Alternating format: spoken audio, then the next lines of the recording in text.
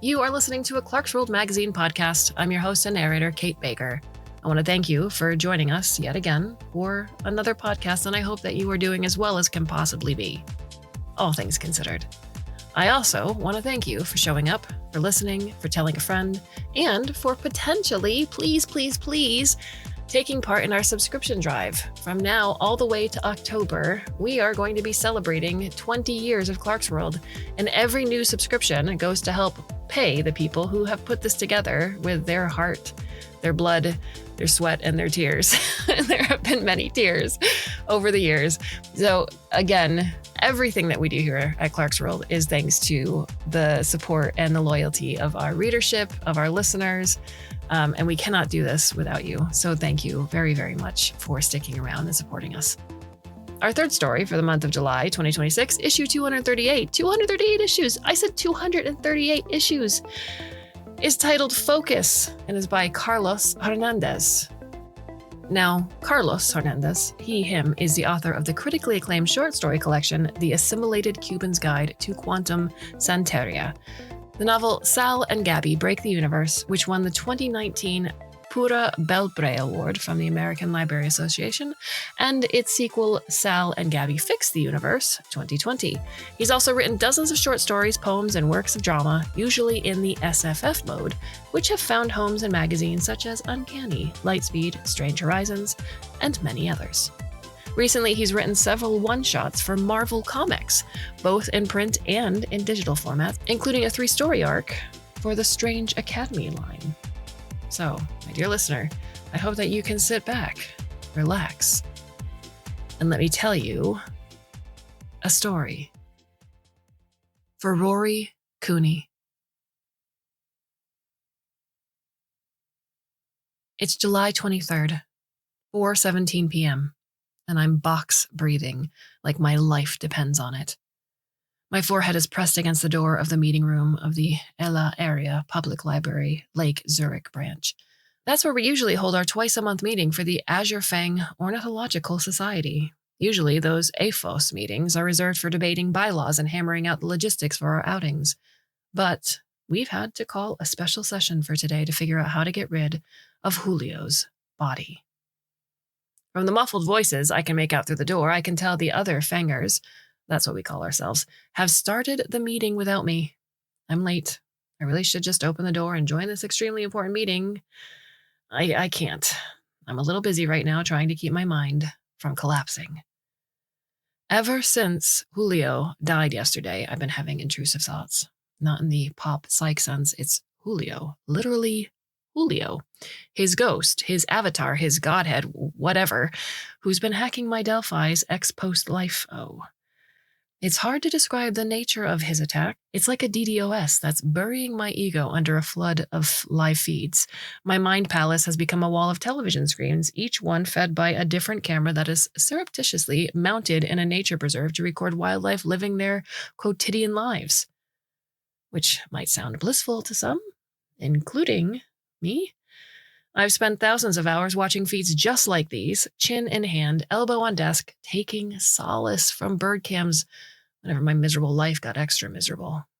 Except, it's 30,000 feeds now, playing at the same time in my head. No off switch. Somewhere among those countless screens is my thinking, therefore I aming self, but it's increasingly impossible to find. The only solution is to give up searching for myself within myself and open my eyes. I let ontology flood into my artificial retinas and convince me for a while at least that there is more to life than losing my ego in a mashup of 30,000 bird's eye views. It's not very much ontology right now, mind you. It's just a blurry, too close-up view of a too close meeting room door. But it's enough. I unstick my face from the door and release the breath I'd been holding. Then, just like my therapist taught me, breathe in, hold 4, breathe out, hold 4. And for a little added insurance, I imagine my dead mother saying, "One doesn't scream in libraries, does one, Isa?" Social niceties plus neuroses equals composure. I smooth my hair and eyebrows, suck in one more breath, and march into the meeting room. As I enter the meeting room, the first thing I notice is the feast. Wine necks rise out of ice buckets. 6 electric buffet servers brim over with canapes. Tapas and iron skillets swim in heavily reduced sauces and cake slices, each decorated so exquisitely they more recall ball gowns than food, are slowly being spun on a motorized 3-tiered server. I fucking swear. Rich people can't even dispose of a body without a buffet. Of course, everyone hates us. Presiding over this bounty is Linda Migueles. She's AFOS's president. She's also the foodiest foodie who ever fooded. As she declaims tonight's bill of fare, the other 4 members, Lilius Macmillan, Connie D'Antonio, her husband Gary Gray Taggart, and Jason Robertson, dutifully listen on, oohing and ahhing at the right moments, occasionally glancing at the menu cards they're holding. Let me repeat. There are menu cards at an AFOS meeting. Before tonight, instead of menu cards, we just have to look at the food with our Delphis. And chatty, gourmand-worthy descriptions would HUD into our fields of vision. These would be lovingly written not by an LLM, but by Laura Sampson, Linda's private chef, and transmitted directly into our eyes by the power of Clark's third law. Those descriptions would be complemented by ones provided by my Delphi's onboard AI, Pythia. From Pythia, I'd get caloric estimates, which I'd ignore, and conversation starters, which I'd use constantly. Do I spy with my little eye some flecks of star anise in the profiteroles? Or how were you able to source Australian finger limes this time of year? But not tonight.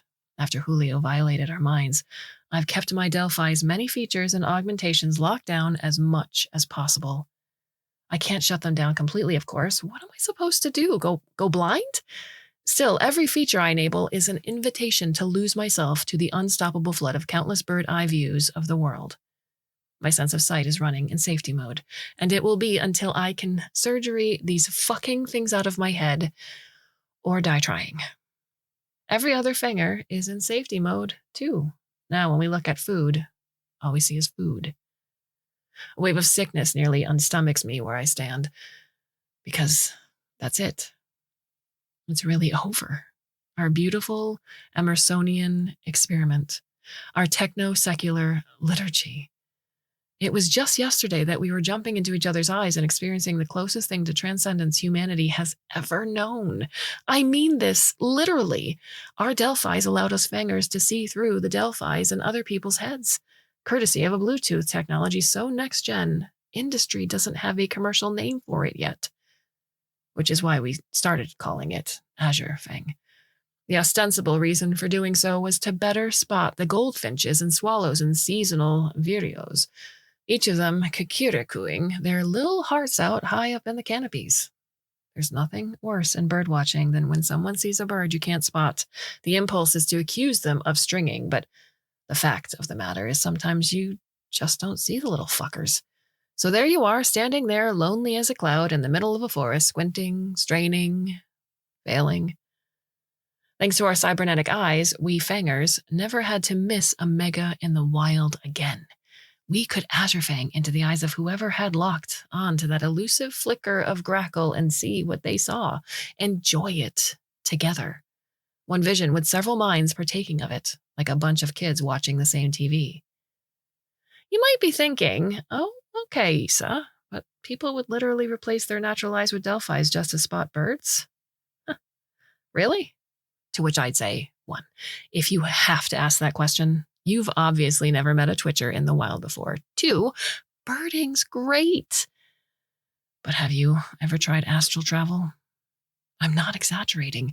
The longer you spent watching the world through someone else's Delphis, the more it felt like you had vacated your body and taken refuge in someone else's. We were giving one another a gift as impossible as it was necessary, liberation from the oubliettes of our own minds. That liberation from myself saved my life. Continually. Every single day. Now, hug on. I'll never more see the world through another's eyes. I'm stuck inside myself for the rest of my life. And I've hated it here for a long, long time. No matter what else happens tonight, Aphos dies. I've been spotted. Isabel, Linda exclaims. I smile and look around. In every face I see relief and trepidation. We were all worried one of us would turncoat, and I guess my being 17 minutes late to the meeting didn't help their anxiety. Sorry I'm late, I say. Glad you could make it, Lilius Macmillan says. We all are, says Connie, but she sans sarcasm. I smile at Connie and talk to Linda. Everything smells delicious. What are we having? Linda hooks her arm in mine and leads me to the others with the energy of an aunt playing hostess at Christmas. It's hugs all around, even with Lilius. We're grieving and afraid, all victims of the same unprecedented cyber assault. This inflicts on us a certain born-in-the-bunkers camaraderie, an exclusive permission to reach into each other's wounds and say, I know your pain. After all, no one in the history of the world has attacked other people's minds the way Julio has. We are uniquely violated. Then, Linda hands me a menu. I take it in 2 fingers, the same way I'd handle someone else's tissue, and then restarts her spiel about the menu. It's soothing in its way, like a death row inmate discussing last meal options. Linda is an excellent Aphos president, sure of her lines, even when no one is mentally there. She's seen to everything, getting the room on short notice, arranging the feast, even the seating arrangement. On the left side of the meeting room, opposite the buffet, Linda has arranged 7 chairs in a semicircle around the podium. We process over to them, laden with heaped plates and wine. There are only 6 fangers left, now that Julio's gone, so I'm curious about the 7th chair. I see as I walk by that Linda has taped a picture of Julio to it. It's a close-up of him in circus makeup from his days with Clowns Without Borders. He's making a goofy face, tongue out, eyebrows as superciliously silly as he can make them. The coup de grace, of course, is the way Julio makes his cyber eyes point away from each other, northwest and southeast. He never failed to get a laugh with that stunt, even from us fellow fangers. We could do the same thing with our Delphis, of course, but none of us had Julio's gift for clowning. Jason, whenever we're birding or walking anywhere, is always back of the line. He's the last of us to notice Julio's picture. Once he does, he sets his food and drink on the chair, grabs a picture and rips it up, tosses the pieces in the air, and as they flutter to the floor, holds out his hands as if he's trying to collect snowflakes. Linda gasps, but catches herself and purposefully turns her attention to the meeting notes. Lilius smirks. Gray and Connie look on dispassionately, like the statues that surround a human sacrifice chamber. I almost say something, but I'm not sure what to say. I mean, I get where Jason is coming from. Julio wrecked us all, but in my heart, I have trouble believing that this beautiful old man would harm anyone, much less his fanger comrades in birding.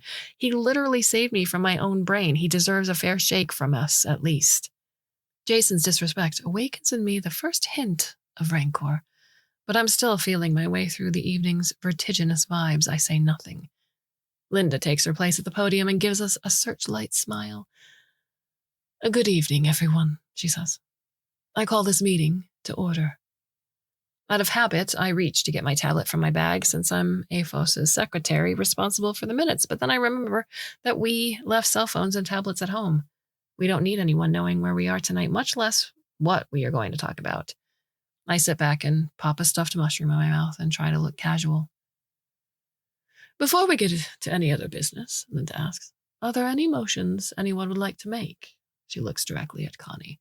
Connie raises her hand. Connie, who has modeled her look after the Barouche Silgadet doyens of morning television, pulls out a piece of paper. Her hands are shaking. As she prepares to read, I can tell by her squinting and jaw clenching that she's manually adjusting the focus of her Delphis. She's turned off even more of her cyber eye's automatic controls than I have. Finally, she reads from the paper. I move that we suspend normal business and start immediately with the matter of what to do about Julio. So officious, even at times like this. I suppose it brings Linda comfort, but it's almost too much to bear. We have a motion on the floor, she says. Discussion? I call the question, says Jason. Second, says Lilius. Linda asks, all in favor? Of course, unanimous acclaim. The motion carries. We move immediately to discussion. The floor is open. Thank you, Lilius. I was afraid no one would want to go first. The chair recognizes Lilius Macmillan. There's nothing to discuss, Lilius says. We gouge out that son of a bitch's eyes and dump the body. Jesus fucking Christ, Lilius, I hear myself saying. The body? That's Julio's body. Can you pretend you're a human being for one night? Honestly, I should have said something to Jason. Now I was taking out my weakness on Lilius. Not that Lilius doesn't deserve it. Brusque, belligerent, Botoxedly serene. Lilius had won a few too many court cases before she retired, then was good for her. She's unaccustomed to having anyone contradict her, so my outburst had managed the impossible, to shut her up, even for a single second. But the next second she responds with all the sang-froid of Cardinal Richelieu. You're out of order, Isa. Linda raps her knuckles on the podium, a gentler kind of gavel. Let's all be extra kind to each other, yes? It's a tough night for everyone. The chair recognizes Gray Taggart. Gray stands up. He's more than 100 years too late to be a flower child, but that doesn't stop him from trying. A voice made for folk songs, a shirt he'd tie-dyed himself, sandals time-warped from the 20th century. He's that breed of multimillionaire who thinks hippie morals and 12 sports car garages are perfectly compatible. The thing that separates us from the animals is human decency, Gray says. Even war criminals have their bodies returned to their families. Point of information, Lee says. Linda recognizes her with a chin. Does Mr. Taggart believe that human decency should stop us from recovering Julio's Delphi's? Has he forgotten that Julio may have downloaded incriminating evidence about us in his last moments? Oh, no, says Gray. We have to get the eyes. I just think we should be as respectful as possible. Well, could Mr. Taggart describe what carving cybernetic eyes out of a dead man's face respectfully looks like? I'm having trouble picturing it. He trails off. By the time he trails on again, all conviction has left his voice. It's how you do it. We should try to be respectful. That's all I'm saying. He deflates back into his chair. Connie puts a hand on his knee. Linda recognizes Jason. At 51, he's the youngest of us. He's the sort of rich who, no matter how many businesses he bankrupts, never seems to get any less rich. These days, he practically lives at Delphi HQ so that he can constantly get the hardware and software releases the second they're ready. Tonight, Jason's sporting a beta eye color, a blue reminiscent of Siberian huskies with no sclera and pinprick pupils. Look, he says, if we take out Julio's eyes and dump his body, and then the police find his body, there'll be an investigation for sure. But if we call the police first and then... He rubs his thumb against his fingers, making the universal gesture for money. No, our Julio problem goes away. Linda sighs. I recognize myself. You want to give Julio's eyes over to the police. Your contacts at the precinct are so ironclad that you're sure they won't just download everything that Julio has stored in his Delphis, including every incriminating thing he might have downloaded from all of us. Yeah, Jason says, because he's never in his life admitted he was wrong. But in this case, his sullen body language does it for him. We sit in silence for several seconds before Connie offers. We should just leave Julio where he is. We need his eyes, Gray says, touching Connie's arm. Lilius, who stopped believing in love a long time ago, says, You're out of order, Connie and Gray. Why can't anybody follow the fucking rules? Come on, Lilius, Linda says, then to Connie. The chair recognizes Connie. Connie speaks with her eyes cast down, hands on her knees. She's a surgeon by training, but when her hands started shaking too much, she turned to telehealth. Every once in a while, I see the happy person she was in her youth, but mostly I see someone for whom the pantomime of better days is all that's left. Marsh will just eat up her body, she says. The water and the wildlife will dismantle a corpse in a matter of weeks, if not days. Point of information, Lilia says to Linda. Linda reluctantly nods recognition. Turning back to Connie, Lilia says, with what I'm sure she thinks is restraint. The eyes are waterproof. Connie replies, Nothing's that waterproof. Her voice begins to shake. If we leave Julio alone, nature will take care of him and his eyes, and we won't be committing a crime. Don't any of you care about doing the right thing? Oh, now we're worried about doing the right thing, I ask. Maybe if we cared about doing the right thing before fucking tonight, we wouldn't be discussing the best ways to violate a corpse. I made bank in my 20s as an influencer. Hot takes are kind of my thing. That hot take thoroughly puts an end to the giving a shit about Robert's rules portion of the meeting. Jason explodes. Shut the fuck up, Issa. You're the one who literally rolled him into the water. I regret that, I reply. But after Julio... I don't know how to describe what Julio did to us, so an ellipsis will have to do. I panicked. None of us were thinking straight. Of course we aren't thinking straight, Lilius shouts. Now we all have the Infinite Bird Show playing 24 hours a day in our heads. Getting the eyes is our only chance of getting him out. It's not, says Gray. Finding out what Julio downloaded about us and getting him out of our heads are two different problems. Right now, erasing Julio's Delphi's is our priority. That's the only way we can be sure no one gets any blackmail material on us. Let's focus on that. I don't want to focus on any of this, Connie says, almost crying. Why is this happening? I just loved birding. Linda tries to do damage control. Look, everyone, a lot would have to go wrong for us to have anything to worry about. We don't know Julio downloaded anything about us at all. We only know he uploaded... She struggles for words. That he uploaded Birdsight into us. So, yes, for a brief window of time, he had access to our Delphi's when he shouldn't have. The fuck did he get access? Jason interrupts. It should have been impossible. He's been communicating with the birds since the day I met him, I say. You've all seen him do it. What the fuck does that have to do with anything? Lilia shouts. I launch myself out of my chair, get in her face. Oh, nothing at all, Lilius, except that objectively, it's the most impossible thing any of us have ever witnessed in our pathetic little lives. The birds do his fucking bidding, you koala-brained addlepate. Did you happen to notice on your drive here that there are thousands of birds in the sky from all over the place that don't belong? It's a regular fucking Patagonia picnic table out there. How long do you think before Crabtree is flooded with twitchers checking off every fucking bird on their bucket lists? Lilius is up and in my face. Julio's dead. You think he's controlling birds from beyond the grave, genius? I know he is. I don't know how, and I don't know why, but Julio has not left the building. The birds are the proof. He's called them for some reason, and if he's still here, he can attack us again. You, especially. He'll turn you into his thrall faster than you can say, pick up my dry cleaning, Renfield. There's no way Lilia's got the reference, but she goes to hit me anyway. I catch her wrist, squeeze. Funny how good even artificial eyes are at expressing fear. Sit, Linda yells. Both of you.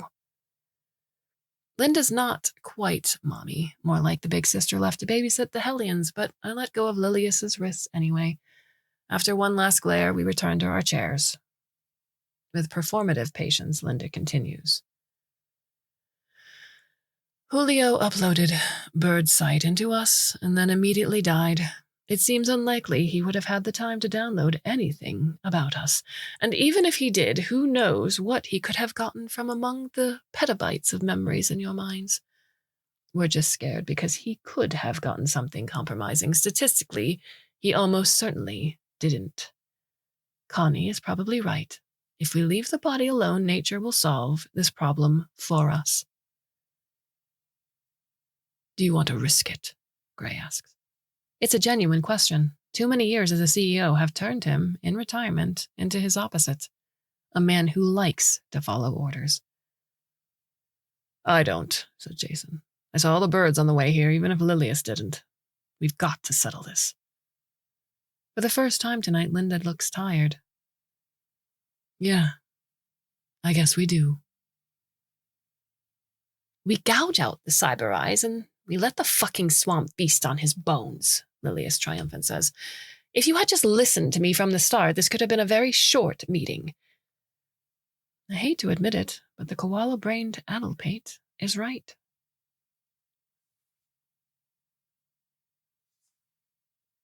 We wait until 2 a.m. to drive to the Crabtree Nature Center in a junker SUV Jason had purchased.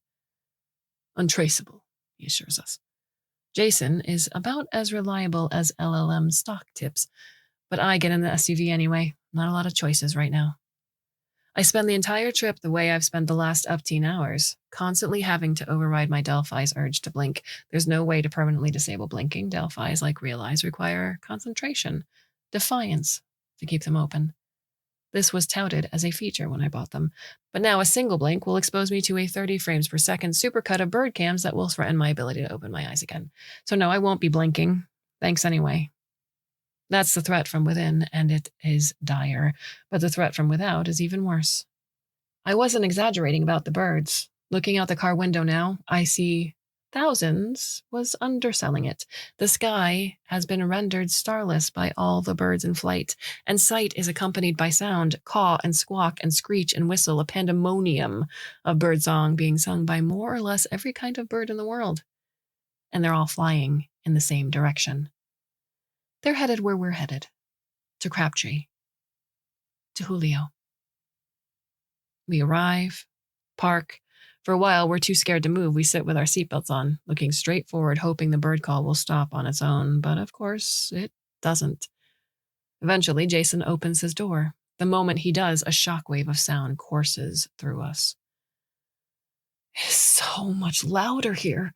It's the most brain-erasing cacophony I've ever heard. Covering our ears, we pile out of the SUV, stay close to it. So many of these calls make no sense for this location and time of year. The female canvasback making rutting croaks, the clucking, mocking laugh of the common gallinule, the water belcher call of the American bittern, even though we are well past their mating season. And I know for a fact that the resounding didgeridoo-like bellow I'm hearing is that of the capuchin bird, because hearing it for the first time on a birding safari in the Amazon jungle 3 years ago was one of the high points of my bird-watching career. Capuchin birds, obviously, are not native to the greater Chicagoland area. This is all too weird, too frightening, too much. We stand in the dark and the noise, not daring to look at one another, baffled and leaderless and defeated. Mosquitoes, sensing our stupefaction, feast on our blood. Who knows how long we might have stood there, letting little fuckers suck us drier than Trisolarans if Julio hadn't come to fetch us. A bird flies toward us. At first, it's just a coasting, liquidy inkblot against the vellum of the Eigengrau night.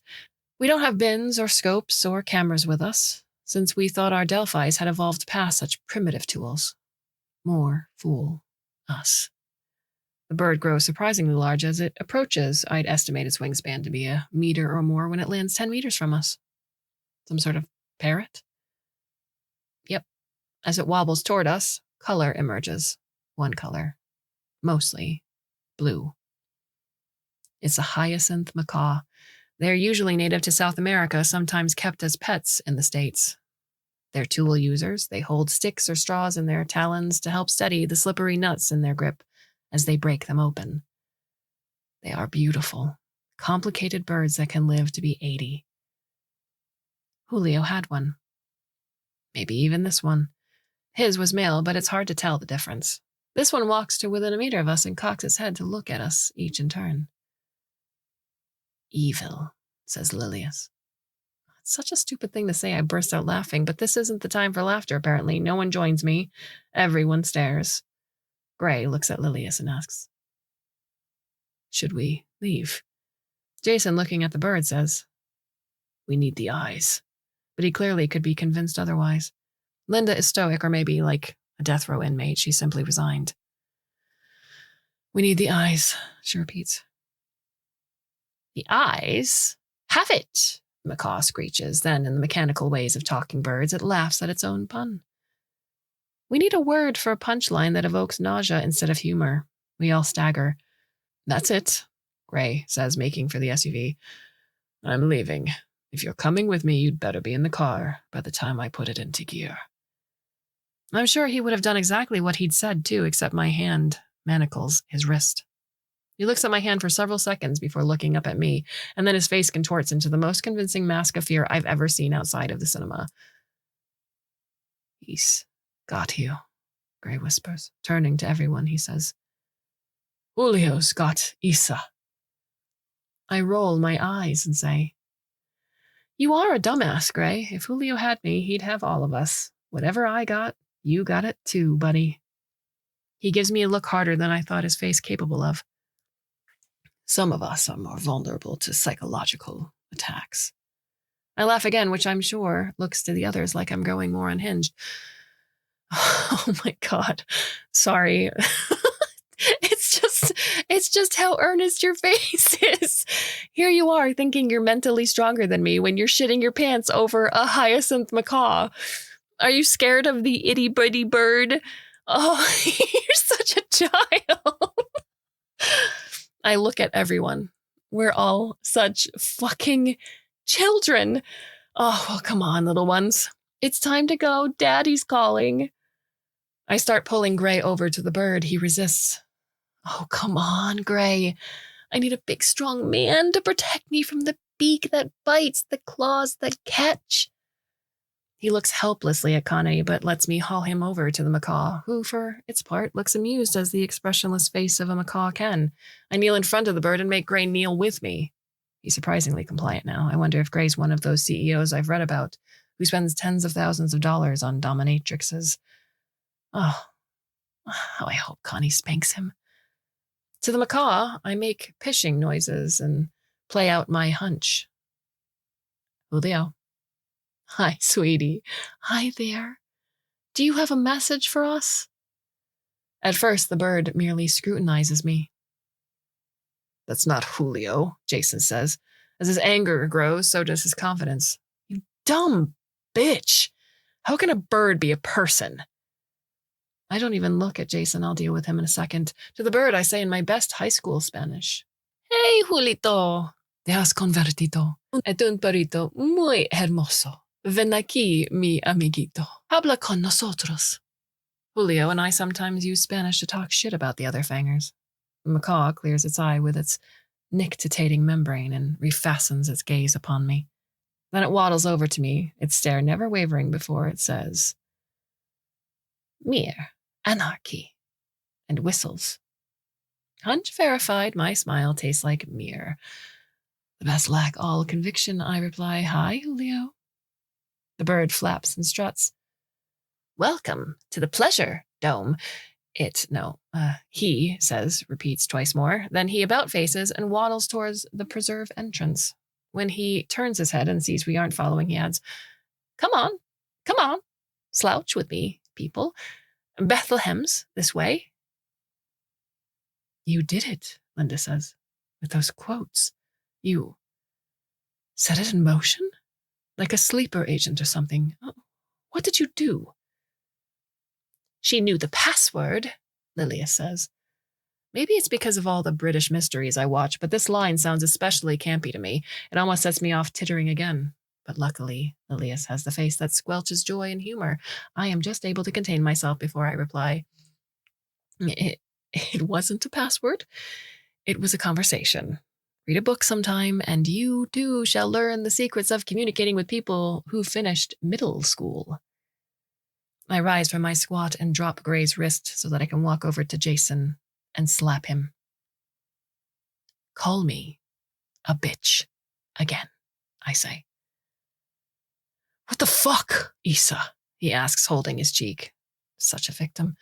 Behind me, I can feel Linda moving in to separate us, restore the peace, but I don't want the peace restored. Before she speaks, I walk back to Gray, re-grab his arm, and start following the macaw. Gray follows me like a toddler who, in the face of danger, grows weirdly obedient. Hey, wait, Connie says, catching up. Come on, I can hear Linda saying, presumably to Jason and Lilius. I don't look behind me, so I can only catch the merest scrapes of whatever whispered debate they are having. Also, I don't care. All I care about is that a few seconds later, they fall in line behind Connie and Gray and me. One last time, the members of AFOS venture together into the preserve. Thoreau would have despised Crabtree. It is meticulously maintained, mapped, and signposted at every juncture. One never gets the sense of being absorbed by nature here, of being transported to a land rude and unmastered, where discovery is still possible. Kids barely need supervision here, and really, how natural can a place be if the children are safe? The macaw leads us from the parking lot to the paved path at the entrance to the preserve. As we follow him, more birds materialize out of the smoky darkness. Big and small, drab and colorful, seabirds and tree birds, native and invasive. And yes, that is a goddamn fully grown male cassowary standing in the center of the path, complete with a single stegosaurus plate sticking out of the top of his head. The macaw pauses in front of the cassowary, looks at him. The cassowary dips his head, bringing his eye to within 2 inches of the macaw's. Time stops. When it starts again, the cassowary raises his head to the moon and eructates. Then he runs up the path like some mismade automaton.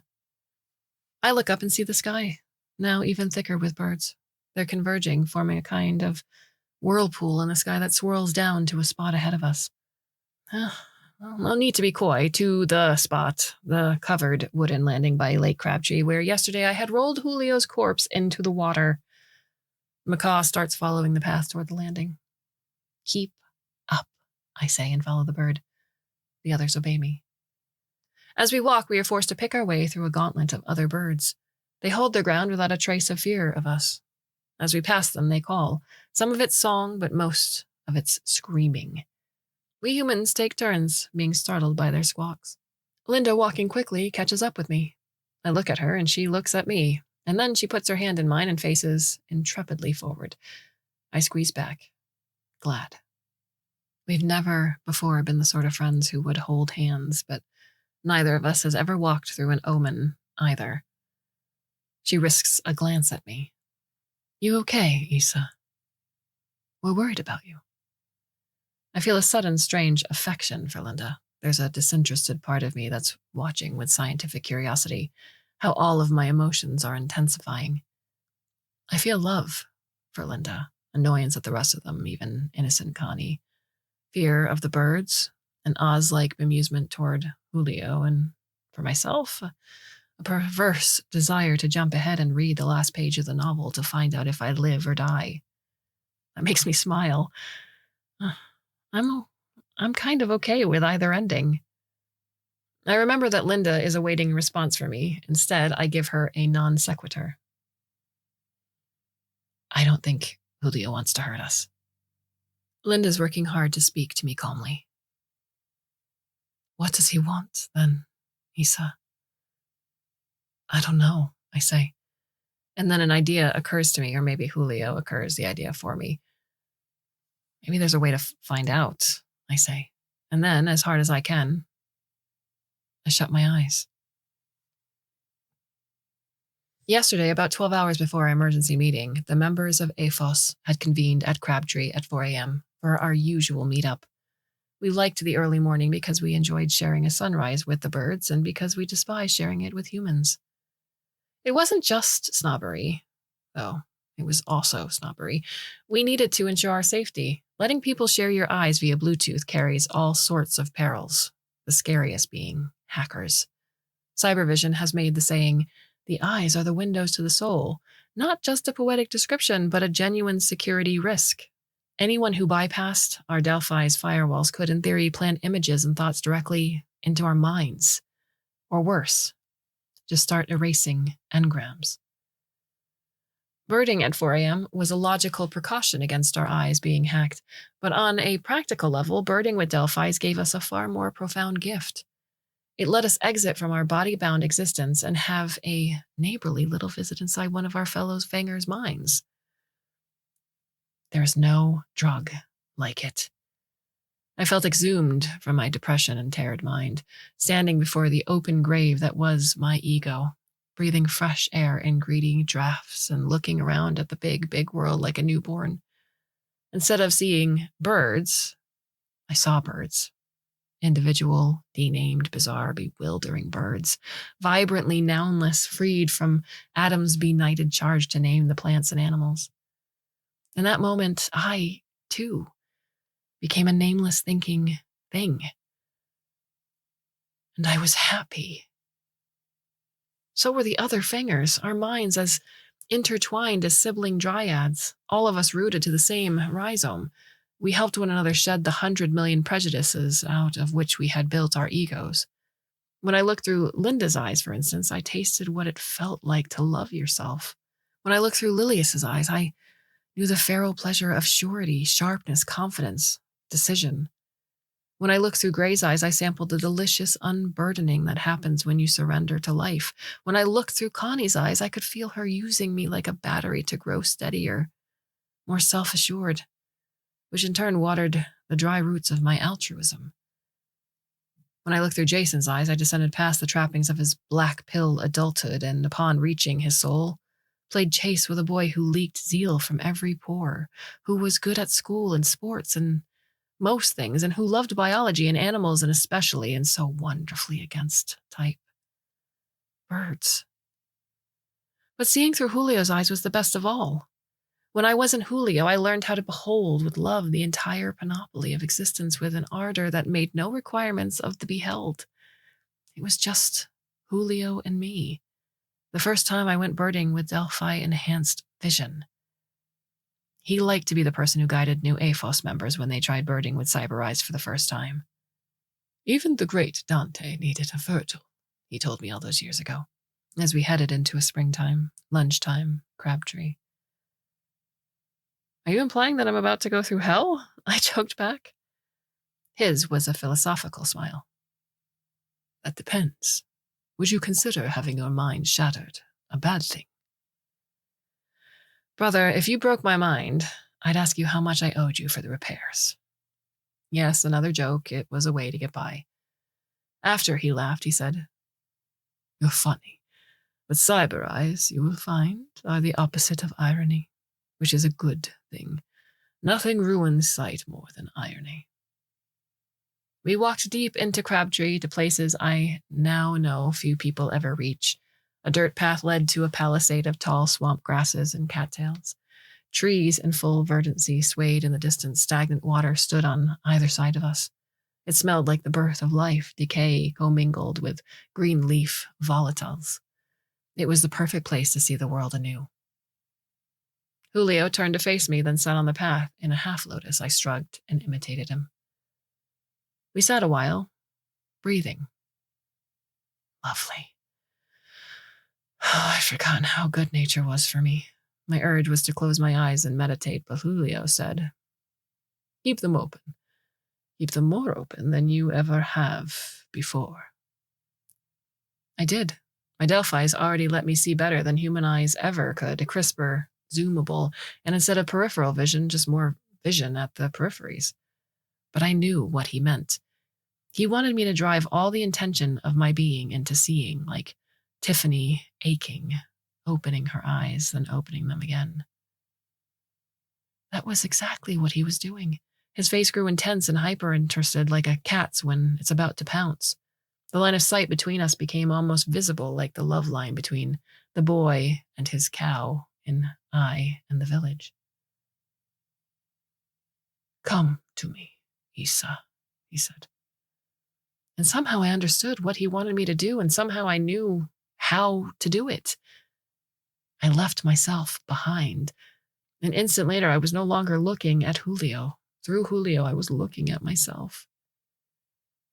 I looked old. I looked like a sentient rutabaga. I was dressed like a character of a bird watcher. I looked ridiculous. No, you don't, Julio said. He'd read my thoughts. He'd read my thoughts. And when he answered, his mouth didn't move. His words manifested themselves in me with more precision and conviction than ever a word could render. You look like life's latest miracle. Well, maybe you look like life's latest miracle sounds corny to you. If so, you are sarcastic and broken. If, when you're alone and have no one to perform for, you're wondering how you might save your miserable life, I suggest you get yourself a pair of Delphis. Worked for me. In that moment, when I entered Julio's eyesight, I became miraculous to myself and my life was saved. I dwelt within his vision, with all the repose of off-duty genies reclining in their lamps, and he, like a good tour guide, showing me around spotted birds for us to enjoy together. A sparrow, a tanager, a kestrel, a golden-crowned kinglet, plenty of red-winged blackbirds, infinite robins, and sunning its wings on a log in the dank water, a common merganser. Oh, so misnamed, how recherche and lucky in a universe of relentless entropy to behold a common merganser. But then something happened that was less common still.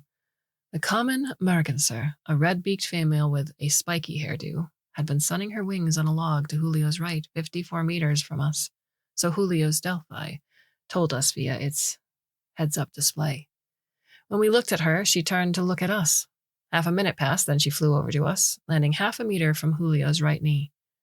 There, she tucked down on the path and made herself comfortable, never breaking her gaze from Julio's. Did you just call that bird to us? I manifested within Julio. I guess I did. How? He laughed his healing, avuncular, clowns without borders laugh. Oh, I don't know. I'm helping Delphi study it. But all we have are wild hypotheses. We know electromagnetic fields are terrible for wildlife. It affects birds' ability to migrate, find mates, make nests, everything. And these Delphis generate massive EMFs. Maybe there's something there. He didn't sound convinced, and my low residency MFA in creative nonfiction did little to prepare me to answer questions about electromagnetism. But here's what I do know. Julio had looked at the common merganser with a simple, perfect love. I could feel the affection with which he contemplated her, both filial and reverential. And she felt it too, and responded. For she flew over and nestled close to us. The whole time we sat together, she gazed with depthless love into Julio's better-than-human eyes.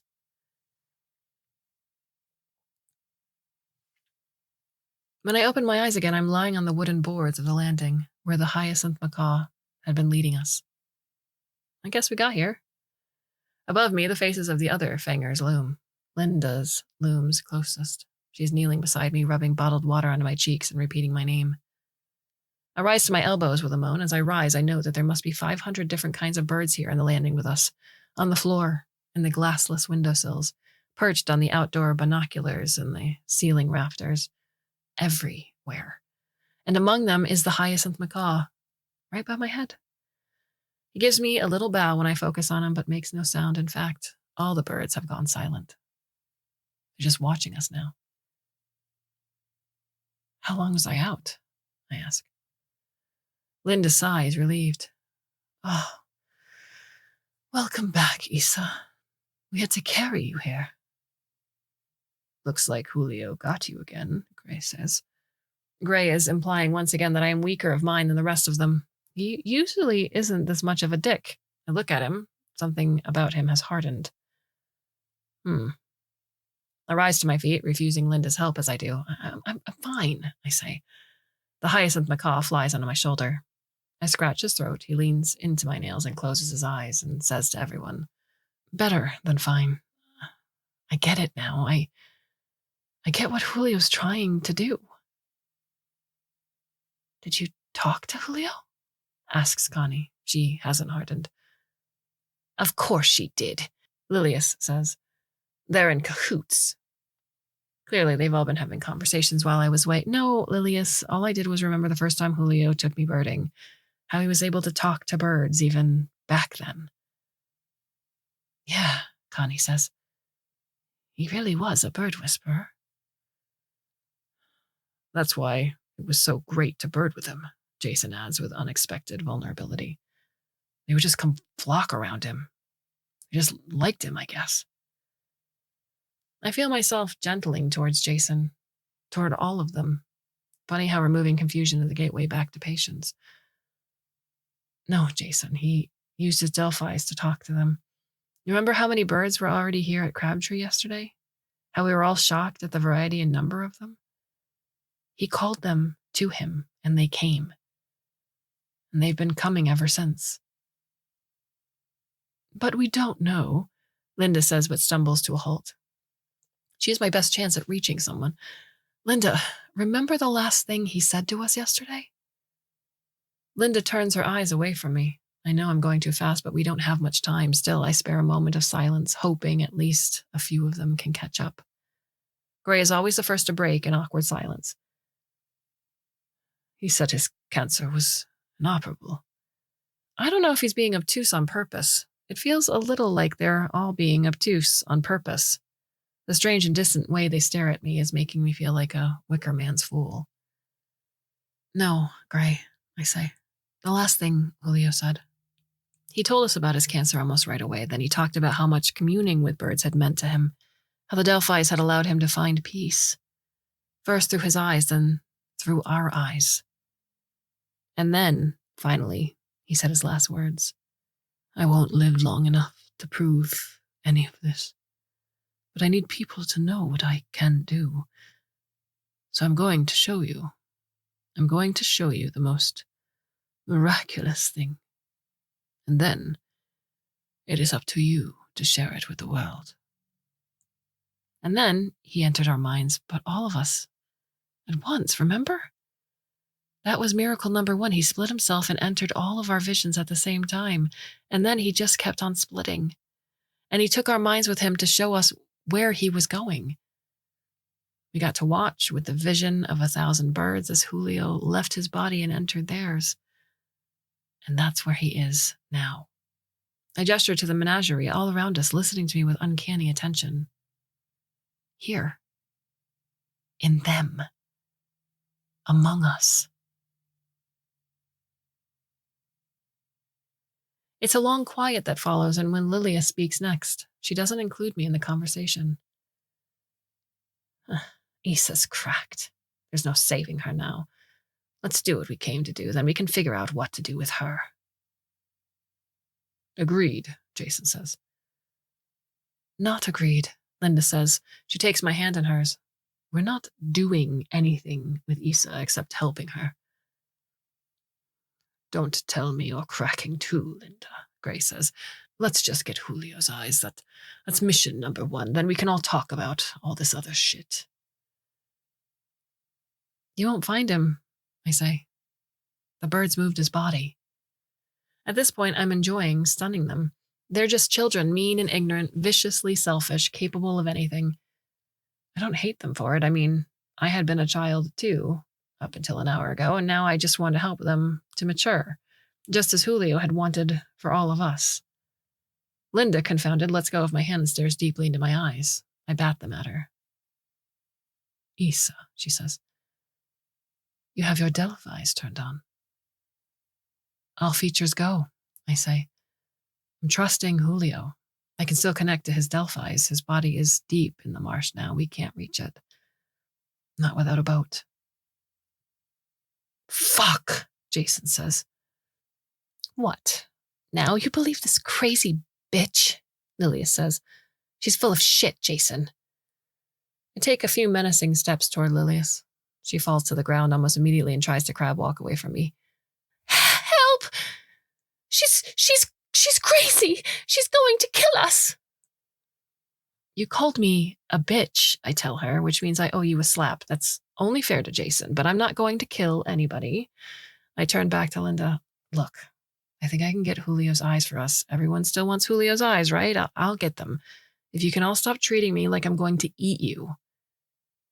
Linda's face is weighing options, and she comes to a decision.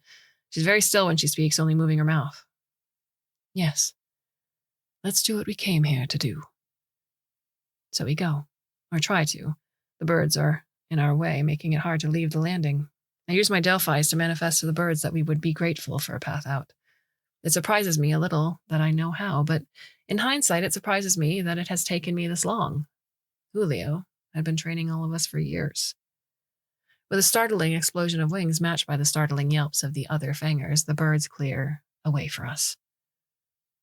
Come on, I say to the remaining members of AFOS.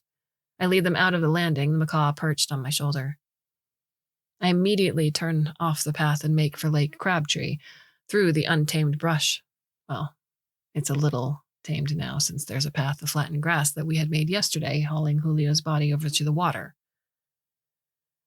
If only we thought to take the eyes yesterday, Grace says. No one was making good decisions yesterday, Lilius answers. And then she adds, as if I can't hear her, we can make better ones today. It's a bright pre-morning, big moon, scintillating summer planets in the sky, the last of the stars now visible since the birds had decided to surround us. We walk to the edge of the water and scan near and far, no sign of Julio. The others search for him, especially Lilius. I let them frustrate themselves to exhaustion. Once they're satisfied, I say, looking at Lilius, shall I retrieve Julio's eyes now? If you had just listened to me from the start, this could have been a very short meeting. Please, Issa, Linda says. No more jokes, no more delays. Of course. I turn to the macaw on my shoulder and ask him, ¿Quieres ayudarme? The worst are full of passionate intensity, is his reply, which is a yes, but it is also a warning for me about them. The macaw then takes to the air, and a second later he is leading an enormous multi-species flock through the air. They are a miracle of color and wing. It is such a comfort to watch them.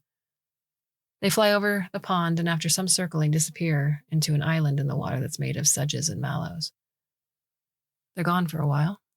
The other fangers are eager to know what they're doing. I tell them to close their eyes and turn on their Delphis features, and they'll be able to see through the bird's eyes as much as I can, but none of them are very keen on trying that.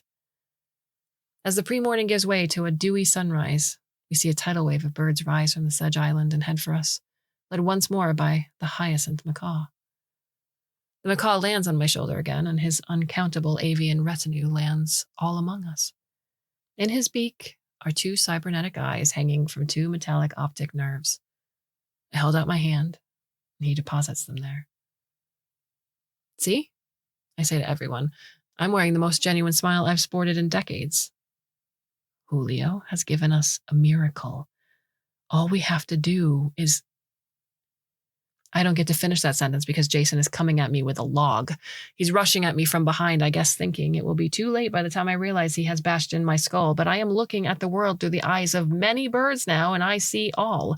It's true, I don't have much time to react. Luckily, forcing his Delphis on, just like Julio had done to us, is the effort of a millisecond. He falls to his knees immediately. He presses his palms to his temples, howls, clawing at his eyes, does not damage them, of course, but that does not stop him from trying. Stop it, Linda yells at me. You're killing him. On the contrary, I say, I'm saving him. I'm opening his eyes. That's all Lilius needs to hear. Run, she yells. She doesn't wait for the others, but Gray obeys her almost immediately, dragging Connie with him. Wait, Connie yells, but that's all the resistance she puts up. Linda looks hard at me for some seconds. I will come back for you, she says finally. I will come back with help. Then she gathers up Jason, who is as limp as a fallen Oedipus, in her arms, and together they stumble away. I let my attention drift over to the macaw, then into the macaw. I'm looking at him and also looking at myself through his eyes at the same time. It isn't easy, splitting my vision this way. I manifest to Julio. He's here with me in the hyacinth macaw, faintly like a sip of weak rose tea. That's the human in you getting in the way, Julio manifests back. You can't think straight when you're human, or rather, you think too straight. Just put your trust in birds, just spread as widely as you can. He hasn't been wrong yet. I extend myself through my Delphis and into the imaginations of every nearby bird. It takes a moment to get used to seeing the world through hundreds of vantages at once. There will be no reconciliation in this way of seeing, no summative gestalt. But once I stop trying to tame all these viewpoints with my sense of self, once I just sit back and watch, I can find focus. And even better, I can unfocus.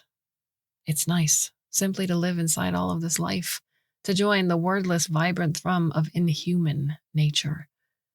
From all of these bird's eye views, I watch myself walk into the marsh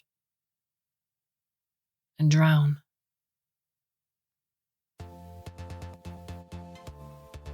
What are your thoughts on the story? You can send me an email on kate@clarksworldmagazine.com. We have 4 more stories left for you for the month of July. I do hope you come back and listen should you so choose, but just tell me what you like about the podcast. What stories have moved you? We have more stories coming your way to do just that. So, my dear listener, I bid you a very fond and hopefully very temporary farewell.